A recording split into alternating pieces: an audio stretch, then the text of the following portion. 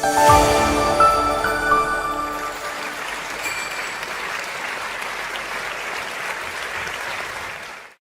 morning mga kauno! I'm Perlita Josenia, isang Batangueña. Nagsimula po ako sa Uno bilang isang negosyante. In fact, kung makikita nyo sa slides ko, no, January 30, 2008, sobrang tagal na, 13 years. 13 years, paano nga ba tumagal ang isang negative na kagaya ko dito sa negosyong to? In fact, nung na-invite ako sa negosyong to, ang dami kong objection. Sabi ko, hindi ako para sa network marketing. Kasi para sa akin, ang network marketing, una lang ang kikita. Sa simula lang yan. Magtatagal din naman. Ang dami kong gano'n na mga misconception. Hanggang dumating nga sa time yung mga bagay na hindi mo inaasahan. Bumaksak po yung negosyo ko. Nalugi po ako. Pero bago po ako magnegosyo, gusto kong na malaman nyo na hindi naman po ako anak mayaman. Kasi ang tatay ko po farmer, ang nanay ko po ay isang domestic helper sa Hong Kong. Sobrang hirap na bata ka pa lang at the age of, alam mo yung 10 years old, ang nanay mo nag-abroad na. Sabi ko sa sarili ko, ganito ba kami kahirap na kailangan lumayo yung nanay mo para kumita ng pera? Kaya bata pa lang ako, sabi ko, ano yung paraan para yumaman? Ano yung paraan para kumita ng malaking pera? Ano yung paraan na pwede kong magawa para ang nanay ko hindi magtagal sa abroad? So, it took 16 years yung nanay ko bago siya makapag-retard. Habang kami nag-aaral nung college, tulong-tulong kami, yung baon mo, kailangan mo pagkasyahin. Kaya nung nakagraduate ako, after 6 months, sabi ko, parang wala namang buhay sa employment. So I quit my job, nagtayo ako, pumasok ako sa real estate, sa insurance, hanggang nakaipon ako, nakatayo ako ng negosyo. So nung nakapag-negosyo na ako, life is so good. Pero ang buhay hindi naman permanente yan eh. Minsan nasa taas ka, minsan nasa baba. 2007 was the hardest part of my life. Kasi ito yung mga moment na hindi ko makakalimutan, lalo na magpapasko na. Yung Pasko na wala kang kapera-pera, yung Pasko na wala kang pambili ng gatas ng anak mo kasi tapos may sakit siya, tapos wala kang pambili ng damit. Hanggang sabi ko, Lord, bakit ganun? May negosyo naman ako pero bakit kailangang mawala sa lahat sa akin? So I end up negative 2 million. Kaya sabi ko, ano yung gagawin ko, Lord? Pwede ba tulungan mo po ako? Then, January, nakilala ko yung Uno. Sabi ko, ayoko nito, hindi to para sa akin. Parang kailangan lang dito, sa una lang kikita. Pero sabi ko, wala namang masamang sumubok. So, sinubukan ko siya, nagtry ako, tinrabaho ko siya, lahat ng mga trainings inatenan ko, lahat ng mga advice inatenan ko, hanggang dito ko na kuha yung mga pangarap ko. Kasi bata pa lang ako, pangarap ko na magkaroon ng kotse. Pero God is so great kasi hindi isang kotse lang yung binigay sa akin. Ilang kotse yung binigay nila sa akin, even mga luxury pa. And because of this business din, nakaka-amaze lang no na imagine mo one time ka lang naglabas ng investment pero yung income ng company ibibigay pa sa atin. So ito yung kauna-unahan na nagkaroon ng profit sharing sa company. Isa ako sa nakasama na nagkaroon ng profit sharing. Parang 13-month pay na yan. Kaya nakaka-amaze lang kasi September ngayon, October, November, magbibigay na naman ng profit sharing. Then, ang hindi ko makakalimutan sa pag-uuno ko, yung mga travel incentive. Kasi sa sobrang baliw ko talaga, alam mo yung pangarap ko talagang makapag-abroad, pangarap ko talagang makita kung anong meron sa ibang bansa. Kaya pagka nagpapa-incentive ang Uno, talagang nai-hit ko talaga siya. Ang hindi ko makakalimutan, yung nakasama ako ng Uno sa 8 days luxury cruise. So, from Philippines to Milan, and then inikot namin yung Santorini. Ito yung 23 days na wala kang ginawa, kumain ka lang na masyal. We went to Venice, sa Bari, Italy, sa Croatia, sa Santorini, Katoklan, Greece, Athens, Nice, Monte Carlo, Barcelona, Paris. Yan yung mga pangarap. Mga nakikita mo lang sa TV, nakikita mo lang sa movie. Pero pagka ginawa mo yung part mo, pagka hinit mo yung mga rewards mo, hindi ko kakalain na yung mga pangarap ko, dito ko makukuha na ma-experience yung buhay na pangmayaman, buhay na pang-famous. So dito ka na-experience yan. Ito yung loob ng cruise. So sobrang ganda na talaga namang kapag nandiyan ka, parang ayaw mo nang umuwi, parang umalis. And lahat po yan, ang Uno po yung nagbayad. Like, nung nagpunta kami after namin ng cruise, nagpunta kami ng Milan, we've been to Nice, France, to Spain, hanggang nagpunta kami ng Paris. So sabi ko, ang sarap, alam mo yung 23 days mamamasyal ka, tapos within 23 days, anong tawag dito, may income ka pa. So, bakit ko na-hit yan? Dahil sa mga produkto ng Uno. Mamaya, ikukwento ko paano ko siya na-hit. Then, ito yung mga Asian cruise, Singapore, Thailand, Malaysia. So, alam mo yung 4 days naman. So, alam mo yung kakauwi mo pa lang ng galing sa Europe. Tapos, ito, magkukrus ka na naman. And then, may mga Dubai travel incentive din tayo. Nakasama ko dyan this time. Kasama ko na yung mother ko. Then, yung aking anak, sinasama ko na din siya sa travel. Nakasama ko siya sa Korea, nakasama ko siya sa Japan, and even sa Armenia, sabi ko, ang sarap pagka mamamasyal ka sa snow. Gaano kaya kasarap pag naramdaman ng anak ko yung snow? Kaya nung nag-travel dyan, eto dito, yan, nakasama yung anak ko dyan sa Korea. Kasi sabi ko palagi sa sarili ko, ang sarap pagka ma-feel din ng anak ko yung mga travel incentive. So, yan yung mga ini-enjoy ko, investment. Ngayon, lahat ng yan, resulta ko nung offline. Ngayon, nagkaroon ng, and ang reason yan is yung aking mga anak. Sila yung nagbibigay ng strength ko. So, ang sarap lang tingnan na yung dalawa kong anak, nadala ko na sila sa Hong Kong Disneyland, yung baby ko. 2 years old siya ngayon, no, bago mag-pandemic, nabisita niya pa rin yung Disneyland. Sila yung pinagkukunan ko ng lakas, sila yung strength ko, sila yung inspiration ko. Kaya for 2 years, so 13 years na nga ako sa Uno, pero for 2 years, nawala ako hindi ako ganong nakahataw sa binary, nag-focus ako sa pag-aalaga ng anak ko, naging full-time mom na ako. And biglang dumating yung pandemic na hindi natin inaasahan. Paano ko ba na-build yung negosyo ko sa panahon ng pandemic? Ito yung panahon na full-time mom na ako kasi 2 years mula nung nagbuntis ako 2018, 2019, hindi ako gaanong nakapag-network, hindi ako nagpupunta ng office. Sa madaling salita, napabayaan ko yung negosyo ko. Kaya lang dumating ang pandemic, sabi ko, paano na? Ano mangyayari? In fact, nung pandemic na yan, kung makikita mo dito sa slideshow ko, yan yung pandemic na naka-lockdown. Ang total check ko ng ilang buwan, 25,000. Lahat ng bagay na nakita nyo kanina, tapos na yun history na yun Kumita lang ako dyan because of my Unilevel. Kung makikita mo laki na Unilevel ko, 16,000. Kasi ang bumuhay talaga sa akin, yung produkto. So 2 years, hindi man ako nag-binary, pero hindi nawawala sa puso ko yung pagbebenta ng product. Hindi naman direct na nagbenta kasi simply because inalagaan ko yung mga customer ko.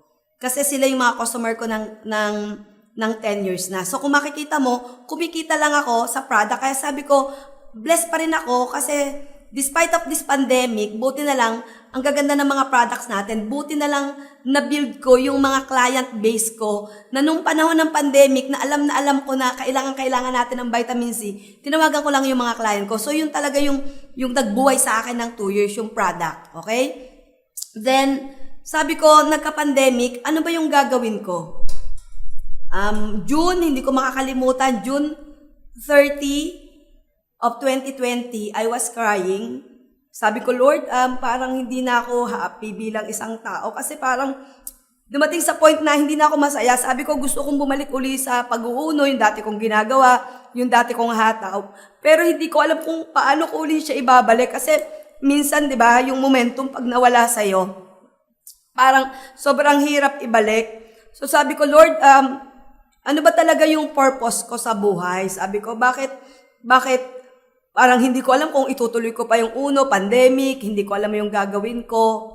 Although, parang dumating ako sa point na okay na ako kasi may kita naman ako Dumating ako sa point na pwede na to kasi nabubuhay naman yung mga ko. Pero hanggang kailan, lalo na nagkaroon ng pandemic na lockdown, na parang hindi mo alam yung gagawin mo na paano na yung grupo mo, gusto mo magsimula uli, pero hindi mo alam yung paano ka magsisimula uli.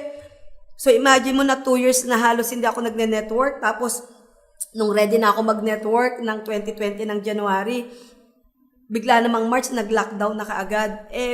Sa totoo lang po, nung nag-start ako sa Uno, negative ako sa network marketing, tapos biglang nag-lockdown, negative naman po ako sa online, kasi hindi po ako talaga marunong mag-online.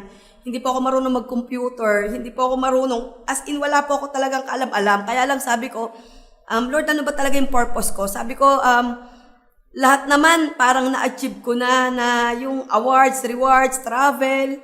Ano pa ba yung hindi ko nagagawa? Then, naramdaman ko na God is talking to me right then and then, na parang kailangan ko bumangon, maraming taong umaasa sa'yo, Pearly, marami kang dapat tulungan. So, pagkaisip ko noon, bigla na lang sabi ko, paano ako magsisimula? Wala naman akong alam-alam sa negosyong to. As in, wala talaga. Hindi ko alam kung paano ko talaga siya sisimulan. Pero, alam mo, God is so great. Kasi, pagkadasal ko na yon, may tumawag sa akin, yan, si Upline Kester.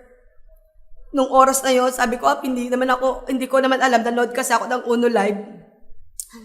Paano sila nagtagumpay sa panahon ng pandemic. Biglang tumawag siya sa akin, sabi ko, hindi ako marunong, hindi ko alam yung Facebook branding. So, binigyan niya ako ng link.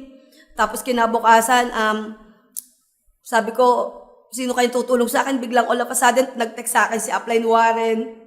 Diba? Sabi niya, anong kailangan mo? Parang nagulat ako. Sabi ko, ito ba yung answer prayer para sa akin? Sabi ko, pag pala alam mo yung purpose mo, ibibigay sa'yo ng Panginoon yung mga tao na kailangan mo. Kasi sabi ko, ano yung purpose ko? Sabi ko, ang gusto ko talagang gawin yung maka-inspired, maraming matulungan, na hindi lang para kumita ka ng pera. Hindi lang para, alam mo yung mabili mo yung mga luho ng katawan mo. Kung hindi, masarap yung nakikita mo yung mga downline mo na kumikita rin. Kasi naisip ko yung mga downline ko na paano na sila. Ako, kumikita ako sa products. Ako kumikita sa Unilever. Pero sabi ko, paano na sila? So sabi ko, nung na-define ko yung purpose ko, nagkaroon ako ng vision. Sabi ko, ano ba yung gagawin ko para masimulan ko lang to? So na-imagine ko na uli yung buhay pa pala na hindi dapat ako makontento. Dapat makita ko po yung paano yung mga anak ko kasi yung savings mo nauubos na rin naman kasi pandemic. Sabi ko, hindi naman siya enough Sabi ko, oo nga no, kailangan bumangon ako kasi may anak naman ako 2, paano na sila kung sakaling mawala ako, diba? So, nakita ko yung vision, hindi lang para sa akin, para sa grupo, para sa buong Uno. So, nakita ko yon. So, nag-set na ako ng goals. Sabi ko, ano ba yung hindi ko pa na-achieve? Sabi ko, ano ba yung hindi ko nagagawa? Ano pa ba yung pwede kong gawin na may contribute sa Uno, sa grupo ko, sa buong company? So, sinet ko siya ng goals. Sabi ko, mahirap, imposible, pero gagawin ko. Nag-set talaga ako ng goals. Sabi ko, this time, tumawag ako sa upline ko. Sabi ko sa kanya, Jojo, gusto kong maging icon. Hindi para maging sikat ka kung hindi para may ambag ako sa grupo natin, para may natulungan ako. Sabi ko, mahirap to kasi hindi ko siya nagawa talaga for 13 years, pero wala namang mahirap pag alam mo yung gusto mo yung direction mo. So, nung alam ko na yung purpose ko, alam ko yung vision ko, alam ko yung goal ko, diyan nag-ask talaga ako ng help. Iyak ako kasi yan yung panahon na hinang-hina ka pero ang daming tao tumulong sa'yo. Tinulungan ako ng lahat ng grupo ng buong Uno sa totoo lang. Yan yung tumawag sa akin si Upline Warren. Alam nyo, ngayon ko lang ito ikukwento. Mag-isa ako, nag-attend ako ng Zoom. Sa Zoom ni Upline Warren. May guest ako. Talagang hindi ako nahiya. Sabi ko, Warren, Ma'am Dayan, wala po ako alam sa Zoom, may guest po ako, hindi ko alam kung paano ko siya lalatagan. Wala talaga akong alam. Okay lang po ba na maki-attend ako sa Zoom nyo? So, nag-attend ako ng Zoom doon. Baliw na baliw ako. Sabi ko, ganun pala yung Zoom. May nagsasalita, may lumalabas na screen. So, sabi ko, paano nangyayari yon? Kasi talaga, literal, hindi ko talaga alam. Tapos may training sila, nagpo-post. Sabi ko, pwede po akong maki-attend ng training. Mag-isa ako, nag-attend ako ng training. Tapos, after that, 1 week, tumawag sa akin si Upboots, sabi sa akin, Upboots, Ate Pearly, gusto kong mag-attend ng training. 1 week ko akong nag-aral ng kung ano yung branding, kung paano magsimula. 1 week akong nag-aral dyan. Ang dami kong mga upline na tinawagan. Tapos sabi ko kay Upline Jojo, sabi ko, ito yung target ko, ito yung goal ko. So, kailangan ko mag-step up. So, lahat ginaid ako ni Upline Jojo kung paano ko lahat gagawin niya. Kaya nagpapasalamat ako sa mga tao na tinawagan ko, lalo na nung nagsisimula ako. Alam niyo kung sino kayo, gusto kong magpasalamat sa inyo. Kasi hindi ako makakabangon kung hindi niyo ako tinulungan, kung hindi niyo ako ginaid. Kaya gusto kong magpasalamat sa inyo kasi nabuild ko yung panahon ng pandemic kasi may mga taong tumulong sa akin. Kaya sabi ko, napaka-bless ko talaga kasi dinala pa rin ako sa UNO. Kasi sa UNO, yung mga leaders talaga, alam mo yung hindi nila pinagdadamot yung mga kung talagang may gusto kang malaman. So meaning to say, kung gusto mong bumangon, kung gusto mong makabawi, magtanong ka lang sa mentor mo. Magtanong ka lang, humingi ka ng tulong. Kasi minsan, 'di ba, hindi naman nila malalaman pagka hindi naman tayo nang humingi ng tulong. So ako talaga makulit ako. Humingi talaga ako ng tulong. Nagtanong ako sa kanila, ano ba talaga yung dapat gawin. So ako naman, pagka ang advice nila, ninonote ko yan, ina-absorb ko, ina-apply ko talaga. So what happened? Ano nangyari sa akin yan? Nag-adapt po ako. Okay? Kahit hindi ako marunong mag-computer, bumila ako ng setup. Sabi ko, gagawin ko to kasi pwede na naman sa laptop, di ba? Pero hindi ako satisfied kasi sabi ko, magbibuild ulit ako ng malaking grupo dito eh. Ibibuild ko yung negosyo ko. So, kung anong nawala sa akin at kung anong nagawa ko nung offline, sabi ko dapat mangyari sa akin. So, kahit hindi ako marunong mag-edit, ayan, mga e-com na mga trainer natin, tumatawag ako lahat sa kanila. So, lahat, as in lahat, ang dami nyo, sobrang dami nyo, para isa-isahin ko, para pasalamatan ko kayo. So, nag-adjust talaga ako. Kasi sa buhay natin, wag na tayo maghintay pa ng may mangyayari sa pamilya natin bago tayo mag-adapt. So ako talaga, nag-adapt talaga ako dyan. Inaral ko talaga, may mga araw talaga na wala akong tulog, tapos may full-time mom pa po ako dyan. Ang anak ko 2 years old, kalikutan, wala pa akong yaya. So yung mga time na kapag tulog siya, yun yung panahon na nag-aaral ako, wala akong pinalalampas na mga training ng UNO, sa UNO Live, UNO Idols, lahat ng event ng UNO, lahat po yan, nag-back to basic po ako dyan. So, ayan po yung kauna-unahan kong Zoom, June 30, si Upline Raymond yung nag-talk. 8 lang po kami that time. 8 lang po ang natira sa akin, kasama na yung guest. As in, wala po talagang natira. Pero sabi ko, kung nagawa ko dati, for sure mas magagawa ko ngayon. So, nag-invite po ako ng mga speakers. So, sa lahat po ng naging guest po namin, thank you so much po dahil sa inyo po. Malaking part po kayo ng paglaki po ng grupo namin. So, nagkakaroon ako ng sign up. Pero alam nyo, ang pinakamaganda sa negosyo natin, habang binibuild ko yung binary, hindi ko nakakalimutan yung products natin. Kasi para sa akin kasi, bilang isang nagninegosyo tayo dito ang talagang bloodline ng negosyo natin yung products. So, alam nyo, for 13 years, kasi marami nagtatanong lagi sa akin, Pearly, bakit lagi ka nako-qualified? In fact, sa totoo lang, nag-new normal. Hindi ko alam kung paano ako magsisimula kasi sanay po ako LBA, sa labas pa rin ako humahataw sa products. Pero sabi ko, sa ganda ng products natin, bakit hindi ko siya i-share? Bakit hindi ko siya ikwento? So anong ginawa ko?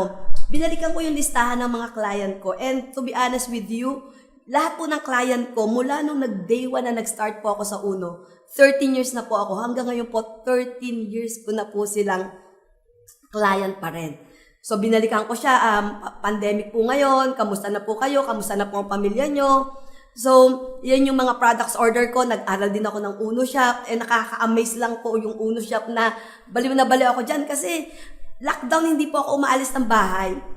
Nagpo-post lang po ako, hindi ko alam may bumibili, na-amaze ako, tapos ang pinakamasarap na part kung bakit enjoy na enjoy ako sa UNO Shop, hindi ako lumabas ng bahay, hindi ako namuhunan, hindi ako na-impake. Makikita ko na lang sa e-wallet ko may income ako. Sabi ko, okay to Kasi, syempre, ako hindi naman ako takot lumabas simply because may mga supplement. Kasi ganun ako naniniwala sa product natin. Kaya lang, ayoko maging carrier ako kasi may baby ako, may senior citizen pa sa bahay. So, napunta lang ako sa office, yung transaction ko during lockdown. Sabi ko, pag nag-pray ka talaga, ibibigay talaga ni God. Minsan isang araw, may tatawag 50 boxes. Alam mo yung tatawag siya, kailangan ko ng 50 boxes. Kasi ano lang to, mga follow-up ko na lang to. Mga follow-up ko ng online. sabi ko, baka kailangan nyo ng ultimacy ngayon kasi kailangan. Unang-una. Alam mo yung, hindi ka maging concerned sa kikitain mo lang, maging concerned ka rin sa health ng mga customer natin. Okay? So, ako concerned talaga ako sa kanila kasi kapag may client ako na bago, concern ako kasi kakamustahin ko yan. For example, bumili yan sa akin ng ultimacy. Ang una ko sinasabi, ma'am, after 1 week, pa-follow up ko yan. Ma'am, kamusta na po?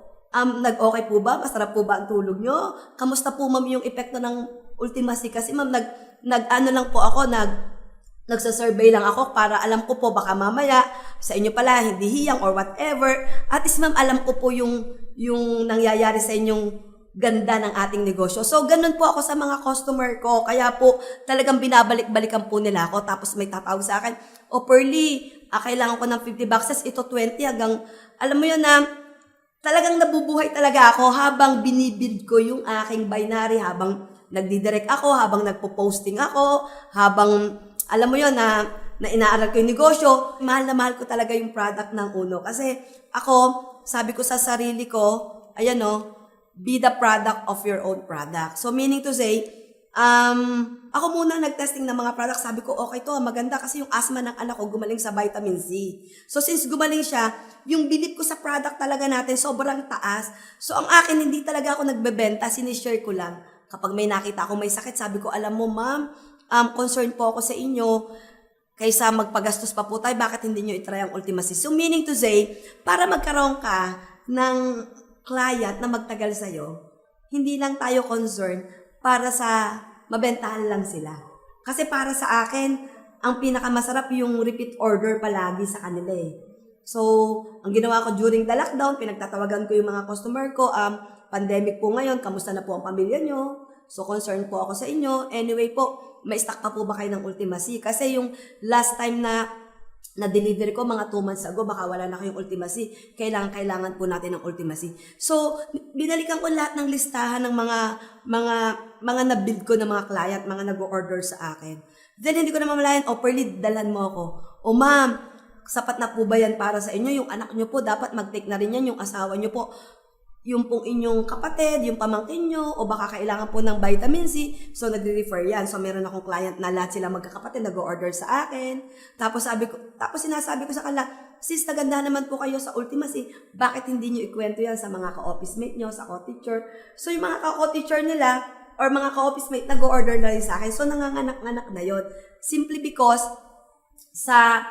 dahil alam ko yung produkto natin, sobrang ganda, lalo na yung vitamin C, yung ating Immune Strong Zinc, tapos BCO, di ba? And aside from that, sobrang ganda naman talaga ng product. So, ang sarap lang talaga kasi, alam mo yun na may delivery ka, natatawag sa'yo, tulog ka, tapos pagkagising mo, may order na product, tapos pagbukas mo ng Uno Shop, may nag-order sa'yo na hindi naman ikaw nag-deliver, hindi naman ikaw nag-impake, di ba? Kaya, sobrang lumakas talaga yung products ko. Then, after sales service, ito yung pinaka-importante. Kasi minsan, di ba, okay na, naka-order na naman ako, ito yung naalagaan ko, kinakamusta ko talaga sila. Pag 1 week na bumili sa akin yan, kakamustahin ko, ma'am, kamusta yung 1 week mo? Maayos po ba yung tulog nyo? So, kinakamusta ko, mga yan. Minsan, pag may order sila sa akin, pag sinabi ko, gantong araw ko i-deliver, Monday dinideliver ko talaga. Hindi ako nagdi-delay ng delivery. Tapos, pag sinabi, nag-deliver ako ng vitamin C, ma'am, pandemic ngayon, baka gusto nyo sabayan ng crypto or sabayan para sa anak nyo, then yung zinc. So, nagdadagdag ako ng product.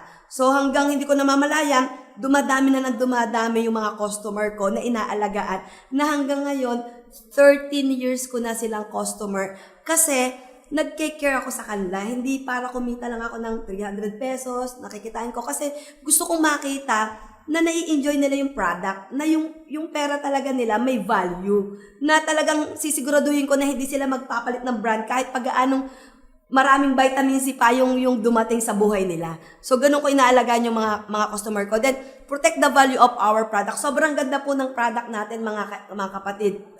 Kailangan protektahan natin yan. Ako talaga, kahit matagal ko ng customer yan, pwedeng nag-free lang ako, pero never na babaan natin yung value ng products natin. Kasi, tayo din naman na maapektuhan in the long run eh. So, sa ganda ng product natin, yung quality ng product natin, kaya i-protect natin yung kahalagahan ng mga produkto natin. Then, hindi ko namamalayan, along the way na ginagawa ko siya, yan, nakabalik po ako ng top earner. Okay? So, ang sarap lang na nasa vision ko lang to, na tinarget ko lang yan, na-hit ko yan. Then, ito po yung pinakamasarap na part na pandemic, income yung 400,000, then ito 600,000. Hindi ko lang alam yung June. Then ito yung, tingnan nyo mabuti, offline. For 13 years, ang pinakamalaki kong income, 518,000. Pero ngayong online, as of August 31 yan, Ang laman po ng 2 account ko lang yan. 3 account ko. I have 6 accounts na kumikita. Yung 3 account ko, may 1 million na. Nasabi ko, grabe, nakaka-amaze yung online. 'Di ba? Kasi kung bakit ako na-amaze sa online na nasa bahay lang ako, full-time mama ko, tapos ginagawa ko yung negosyo, 'di ba? Tapos yan yung income na bumabalik sa akin na dati pangarap kong kumita ng 1 million, pero ang sarap lang sa online ibinigay yan. Then, kung mapapansin nyo to, offline, ang kauna-unahang award ko, first MLM Award Emerald. So, for 13 years ko sa Uno, yan yung pinaka-highest rank ko. Pero magugulat ka, kasi ngayong online, bigla nung June, naging diamond ako, tas July, naging ruby ako. So, yung akala mo, imposible, lahat pwedeng maging posible, lalo na pagdating sa online. Pagka inaral mo siya, pag nakinig ka lang talaga, pag alam mo talaga yung purpose mo, at pag mahal na mahal mo yung product ng Uno. Kasi ako talaga sa totoo lang, kung bakit ako nag-diamond, kasi sobrang mahal ko talaga yung product ng Uno. Talagang, alam mo yung, kaya ko siya ipaglaban, kasi yung quality ng product natin talaga na nakaka-amaze kung paano ko siya gamitin, di ba? Paano siya nakakatulong sa katawan natin. And, hindi mo na mamalayan kung dati travel incentive yung binibigay para sa lahat, no? I-hit natin tong rewards na ibinibigay ng Uno. Kasi imaginein mo, kumita ka na, 'di ba? Nag-uni-level ka pa, kumita ka pa sa products, 'di ba? Tapos may rewards pa na cellphone. Sabi ko, kunin ko na lang Mac. Kaya lang yung 2 anak ko gusto nila S20. So imaginein mo na yung masesave mo sa pagbili mo ng cellphone, rewards lang ng Uno. So ang sarap lang na magkaroon ka ng panibagong cellphone na libre lang po ng Uno. So yan, kinuha ko na rewards po yan. Then, eto nga, nung naglabas ng unofficial, hindi ko akalain, no, na from top 90 yata ako, di ba? Dito, top 26. Tapos, unofficial sa Unilevel, top 8. Tapos, di ba sinabi ko sa inyo, mag-set ka lang ng target, mag-set ka lang ng goal. Na-hit ko yung icon. Kasi, sabi ko, hindi po pwede na dapat mabalanse ko kasi yung network ko. Dapat mapagsabay ko kasi siya. So, hindi, para maging icon ako, kinakailangan makapasok ako sa top 30. So, kasama yan sa planning na ginawa ko. Together with my coach kay Upline Jojo. Tapos, sabi ko, kinakailangan yung product din mabalanse. So, yung sinet ko na target, hindi ko akalain, nakaka-amaze lang. Ang sarap lang sa pakiramdam na unofficial and hopefully maging official yan this coming October. And ma-maintain ko yan na pwede pala siyang gawin. Pwede palang gawin na nasabay yung binary at saka yung unilevel. Then, eto, kung bakit nangyari yan, yung pinakamagandang nangyari sa akin nung online, yung mas nakilala ko si God. Kasi, for how many years? For 13 years ko nag-Uno, hindi ako nakabasa ng Bible. Wala akong Bible group. Basta, kilala ko siya by name, pero yung relationship, hindi ko siya kilala. Pero in God's grace, okay nga, seek the kingdom of God, and these things shall be added unto you. Ngayon siya yung mas priority ko beyond anything. So, mas nakilala ko yung mas deep na relationship sa kanya. So, nagpapasalamat ako siyempre kay Ma'am Apple, sa kala ni Sir Oli para magkaroon kami ng Bible group na babae tsaka lalaki. Kasi sa negosyong to, hindi lang i-strength yung income mo, yung health mo, pati yung faith mo sa Panginoon. At para sa lahat ng nandito, gusto kong malaman mo, do what you love and love what you do. Dapat mahalin mo yung ginagawa mo para ma-enjoy mo siya. Ako kasi sobrang mahal ko ang Uno for 13 years. I've been loyal sa company kasi wala ka nang hahanapin pa nandito na lahat. And ang sarap talaga ng ginagawa itong Uno kasi alam mo kung bakit. Ito yung negosyo na marami kang natutulungan. Ito yung negosyo na marami kang nai-inspire. Ito yung negosyo na habang kumikita ka, habang umaasenso ka, habang nabibili mo yung pangarap mo, pero sa ilalim mo, ang dami ding tao na kumikita. Kung bakit ako masaya kasi yung pangarap ko na marami akong OFW na mapa-for good. Ngayong taon na to, 3 sa mga leader ko ang magpo-for good na because of our business. May mga leaders ako nagkakotse na, may mga leaders ako nag-top earner na. So, ang sarap matulog na may peace of mind ka everyday. Kasi alam mo, yung icon para sa akin, resulta yun na marami kang natulungan. Marami kang natulungang gumaling, nakinabang sa product natin, at marami ka ring natulungan na kumita using our binary system. Kaya yun lang yung share ko na ang pagbibuild ng negosyo, dapat nasa puso mo siya. Dapat minamahal mo siya. Dapat inaalagaan mo. Kasi pag inalagaan mo yung negosyo mo, pag minahal mo, pag in-enjoy mo, pag nag-put ka ng passion, hindi mo alam yung mga pangarap mo, matutupad na. Kaya nagpapasalamat po ako ng marami sa UNO for 13 years sa ating BOD kay Boss William Barbo, kay Sir Hervey Chua, kay Sir Oliver Chua, sa UNO staff, no? For 13 years, nandyan po kayo, magkakasama tayo, and I'm so excited pa sa mga mangyayari pa sa buong UNO. Sa mga kauno na nandito, maraming salamat po sa inyong lahat.